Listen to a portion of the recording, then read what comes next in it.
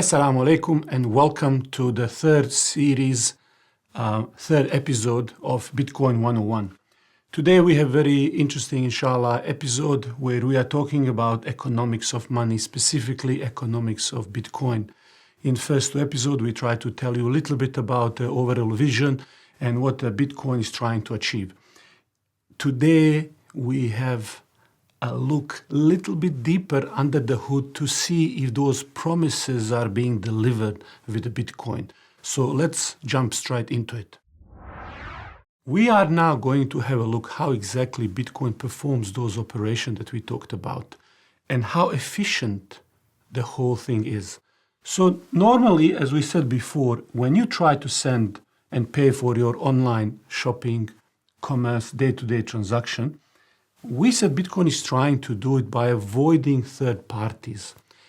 Now, in order to do that, someone needs to verify that you have your money in your wallet, your currency, before you send it and confirm that this is what is taking place. And so all of this is recorded in a public open ledger. And you can think of a ledger like Excel sheet. It stores all kind of information, but in most basic sense, it tells us how much money you have, how much money you're sending, where it is going, and so on. Now, in order for all of this to be checked, we have these so-called miners. Now, miners are a group of supercomputers who work together to process these transactions. So there is a third party that is trying to do that. It is sort of not centralized, but nevertheless, they are trying to process and verify these transactions. So how does this work? So normally when you try to send that money, you have a group of miners, a large number of people.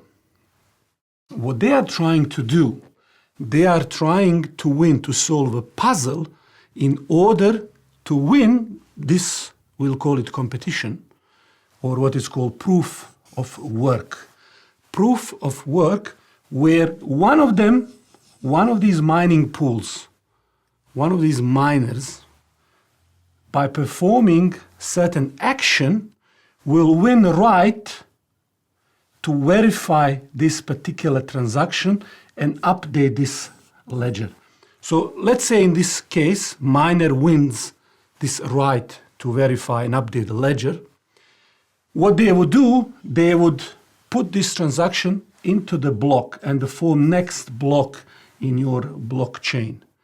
Why would they do that? Why would somebody spend computing power, resources, just to put a transaction together, verify, do all of this work, and compete against equally giant mining pools? Well, there are two key incentives. They are paid, they get money, they're in it for money. Normally, no one is doing all of this as a charity. So what do they get? Well, every time we send some money through the network, there are some fees from the user. And also, network itself is minting new coins. So miners get paid for this work with the fees from the user, and also the network itself generates some new coins. That's how they get into the circulation. So we see here two participants. One, miners, they are essentially bookkeepers, that third party in a transaction. They are bookkeepers, they maintain infrastructure of the system, and they update the list of the transaction in that file. Okay. What are the users? Users are those who make and receive payments. Okay, let's see how that works a bit more. So we said we have users and the miners. Now, miners need users to make it profitable to serve as the bookkeepers. Why? Because they get paid for that. Users need miners to record transactions in the ledger. So what miners specifically do in this case? They are competing with each other. So all of these miners there, and you have, for example, couple of these 5-6 mining pools that control sometimes 50, 60 or more % of the network. So you have top 10 that control majority of the network. So they all compete cluster large networks of miners, and they're trying to solve complex mathematical puzzles. Okay, so they're using all of this computing energy and power in order to solve mathematical puzzles and win the right to package these transactions. So these particular solutions that they come up with is used to select the miners who will collect pool of users' transactions waiting to be processed. This particular competition does not have any useful purpose other than basically randomize, or it's a randomizing device that selects the miner who will collect these transactions. So why is that important? Well, first of all, it tells us a little bit about incentives. Miners, when they interact with network, they, as we said, they receive fees from users and newly minted coins. Okay, they have some costs. In every normal business, you take the costs minus whatever the fees, and you have your net profit. So first important point to note here is that miners compete in solving those puzzles as a proof of work until profit is more than zero. No one would do it if the profit went below that zero. So we see number one is that these incentives are opposite of each other's. Participants have opposing incentives, which is interesting. They depend on each other, but the incentives don't necessarily align. Now that's important. You see, users want fees to be lower and miners want fees to be higher. Otherwise, how are they going to cover the costs of operation of running all of these things? Now, a network is generating some new coins. However, these new coins will be phased out. The number is always reducing. So in the long run, what will remain are only incentives. So let's have a look a little bit more into these fees. What will stay will be fees, actually, yeah, as an incentive. So let's look at that. So let's test this, how it is working today. Why users pay a particular fee? So users pay a particular fee to get to the head of the queue. You remember, miners are solving some puzzles in order to win competition, to process transactions, collect those fees, amongst the other things. So users are paying the fees that the miners will collect. That implies that there is a queue. If miners are in it to collect the fees, what do you think what they're going to do when they find the users paying different fees? They will select the top fees. So let's see how that specifically works. Let's test simple transaction of buying coffee. $2 coffee, buying with the Bitcoin. So first of all, on the day, a few days when I was putting this together, $2 in a Bitcoin was 0.00003162 of a Bitcoin, or how many Satoshi. So first of all, what is interesting when we are looking at these transactions, it's not very user-friendly way to serve as a unit of account. How much is this exactly? Difference between $2, $10, $15. It's not as easy to sort of compare these prices. Nevertheless, usually people think of it in a dollar terms, $2 for the coffee. So now let's say we have 5 users. They represent hundreds of thousands of users, let's say. So we have 5 users. Each of these users is trying to buy coffee and pay with their Bitcoin. So first user is paying a $1 fee. So $2 coffee, they said, okay, we'll put a $1 fee. The next one, $2, $5, $10, and $15 fee. Now you might think this is ridiculous. Why would anybody buy $2 coffee and pay this much? Well, it might not be as ridiculous as it sounds. Because when you think of these numbers, on the 2nd of the March, when I put this together just a couple of days ago, I checked on my own app, wallet blockchain, transaction of $2 if you are sending it between 0 and 60 minutes, which is called priority, between 0 and 60 minutes, the transaction would cost, $2 transaction would cost me $17. And if I'm sending the same amount of money, $2, 1+ hour, not a priority, so within the 1 hour to be processed, the transaction would cost me $7 in fees. So what is happening in the background? When miners see these transactions, they are trying to win that competition. You remember, all of their energy goes into solving that puzzle. Once the mining pool solves that within their network, they win right to put these transactions, to collect them and put them in the next block in that chain. So when you have all of these fees, what do we think will be transactions that will be included in the next block? Well, they will be the highest fees. So all of these highest fees will be selected and included. So that's 5 plus 10 plus 15, that's $30 in fees plus the new coins. All right.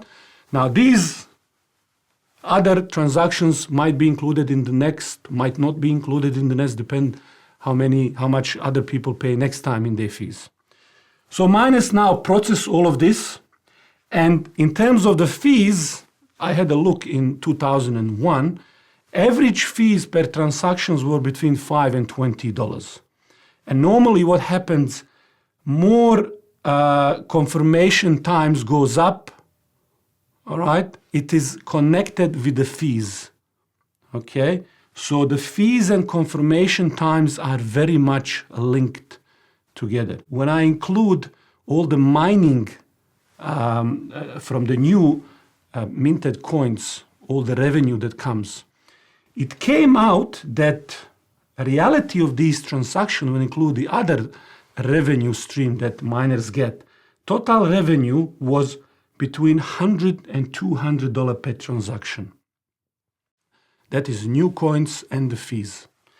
What does that mean for us in terms of paying for $2 coffee? That means that the miners here, other than our fees, they get new minted coins, and this transaction end up costing $150. Real cost of that transaction for $2 end up being around $150 in the last week or so. So that is the real cost of this.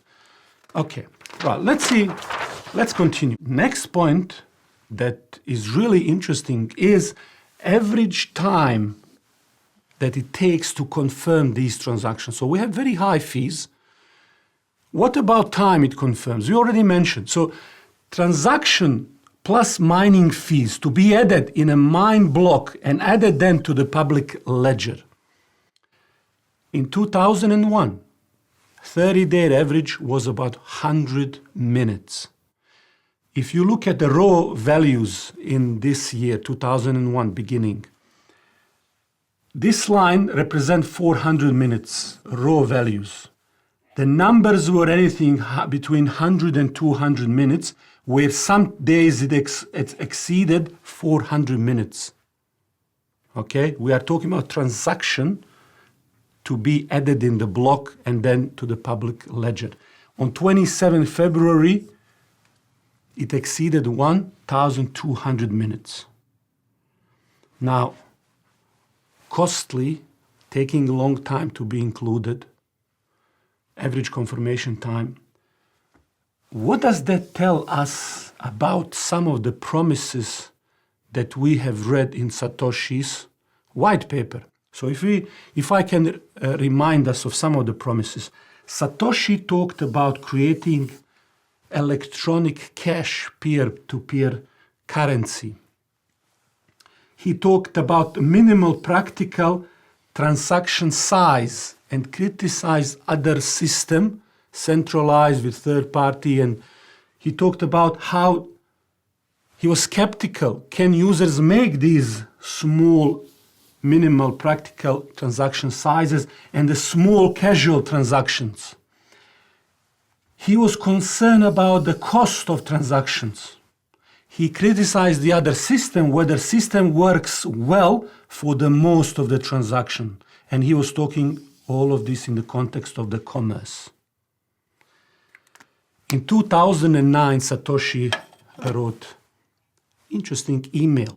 Let me read the content. So in 2009, he wrote, and I know people say Satoshi is not real. I know he is not real. Maybe it's a group, maybe somebody, entity, who knows. We are worried mainly about the idea.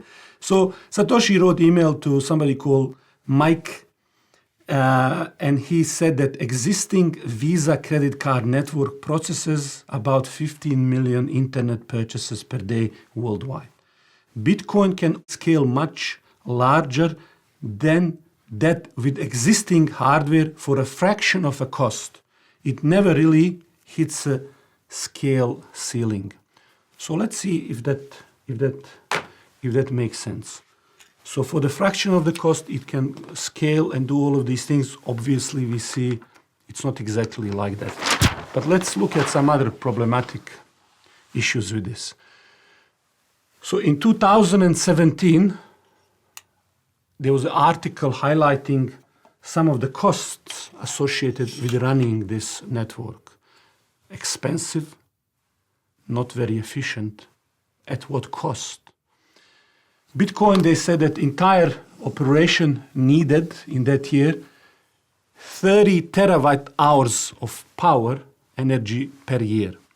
Now that consumption exceeded 19 other European countries' consumption in terms of electric energy. So think about it. Just to run this network, it takes as much as a country in terms of consuming this energy. What do we get for that? Well, we get around 300,000 transactions per day. Now compare that to US Visa centers that run their own transactions.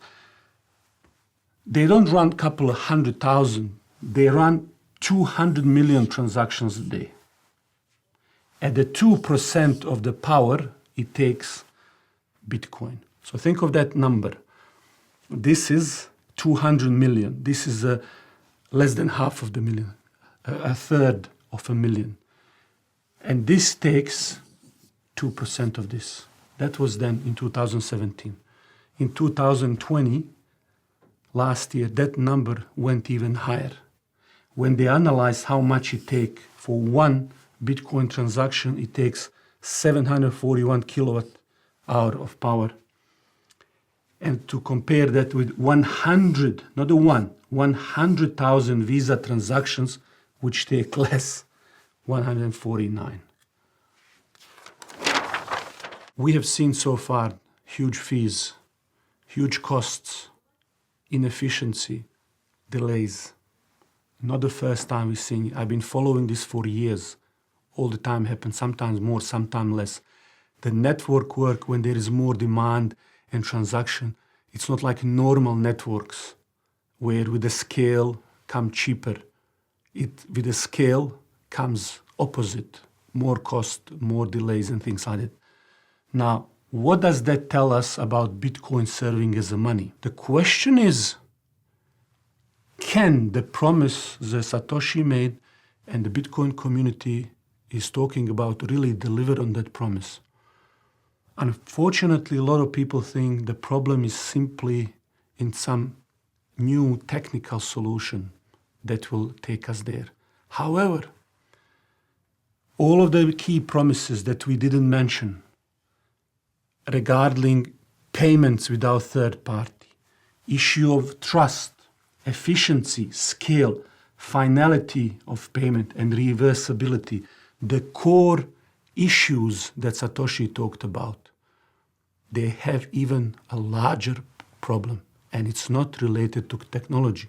It's related to economics of money. And just to tell you, if you are thinking, oh, technology will solve it, all of this is already 12 years old. At the same time, if you look at Alipay and WeChat Pay, in the same time, each of these apps that are doing transaction, they are serving each around billion people.